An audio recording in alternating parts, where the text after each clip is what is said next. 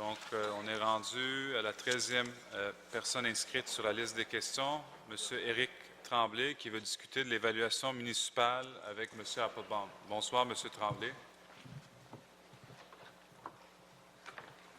Bonsoir.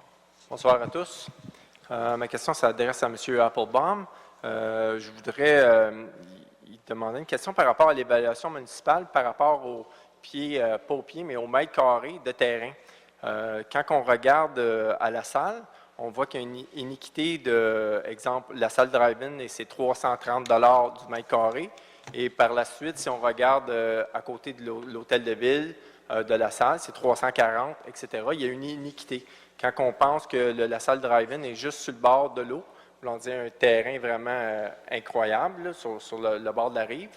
Et ma question vraiment, c'est que j'ai entendu ici dans les couloirs que la commission d'évaluation foncière de la Ville de Montréal, une commission d'ailleurs que j'ai participé, n'a pas statué sur les évaluations par rapport au mètre carré de terrain.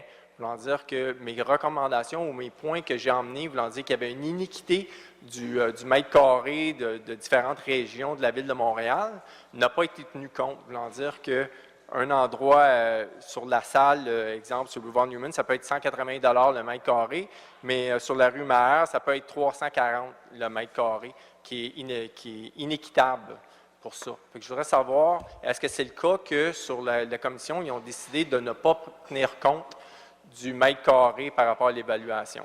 Merci beaucoup pour la question. M. Applebaum. Monsieur le Président, premièrement, bienvenue à M. Tremblay. J'espère que vous avez passé une bonne été. Vous l'avez déjà posé ces questions et vous avez déjà une lettre de le service d'évaluation foncière concernant vos dernières questions. Oui, Monsieur le Président, la question, c'est clair, et la réponse est que oui, prendre en considération les marchés, les propriétés qui étaient vendues, aussi le zonage, aussi les pieds carrés pour être capable d'avoir une évaluation. Si M. Tremblay a encore certaines causes ou certains questionnements, il peut toujours m'adresser une lettre avec les adresses et je peux toujours encore demander à le service d'évaluation foncière pour faire une analyse. Suite à ça, on peut toujours encore répondre avec une lettre précise, avec toutes les explications, comme ça a été fait dans le passé. Et je pense que vous avez été très contente avec les réponses parce que vous n'avez pas retourné pour poser d'autres questions sur ce sujet. Je suis sûr que vous allez avoir la même réponse cette fois-ci, avec les bonnes réponses et les bonnes explications. Merci, M. Applebaum. Question complémentaire, M. Tremblay. Oui, merci. Dans le fond, ma question, c'était, est-ce que dans la commission des évaluations que j'ai participé, est-ce qu'ils ont statué sur qu'est-ce que les points que j'avais emmenés, voulant dire la différence de dollars du mètre carré dans la région de Montréal? Et ça, vous ne l'avez pas dit. Est-ce que la commission a statué sur qu'est-ce qu'on a dit, qu'il y avait une iniquité des prix du mètre carré par rapport au reste de la ville? Est-ce que le rapport, ça a l'air qui a été publié hier ou je ne sais pas quand? Là, mais... Merci, M. Tremblay. M. Applebaum.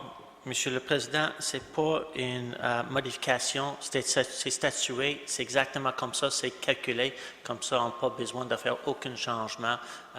Ça va par, comme j'ai expliqué, le mètre carré, l'usage, le potentiel et des prix de vente dans le secteur.